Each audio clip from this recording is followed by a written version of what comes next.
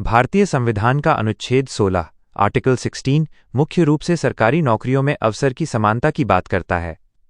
सरल शब्दों में इसका अर्थ है कि देश के हर नागरिक को सरकारी पद पाने का समान अधिकार है। यहाँ इसके मुख्य बिंदुओं का आसान विवरण दिया गया है। 1. अवसर की समानता। अनुच्छेद 16(1) यह गारंटी देता है कि राज्य सरकार के अधीन किसी भी पद पर नियुक्ति या रोजगार के लिए सभी नागरिकों को समान अवसर मिलेंगे। 2. भेदभाव पर रोक। अनुच्छेद 16(2) कहता है कि केवल इन 7 आधारों पर किसी भी नागरिक के साथ भेदभाव नहीं किया जा सकता।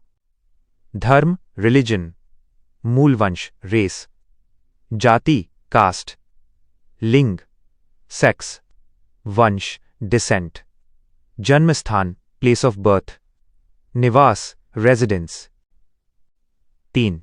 इसके कुछ अपवाद। महत्वपूर्ण नियम। संविधान में समानता की बात तो है, लेकिन समाज के पिछड़े वर्गों को आगे लाने के लिए कुछ विशेष प्रावधान भी दिए गए हैं।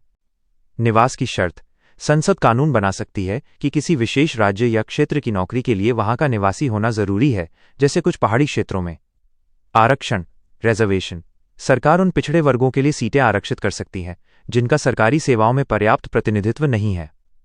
यह सामाजिक न्याय के लिए जरूरी माना गया है।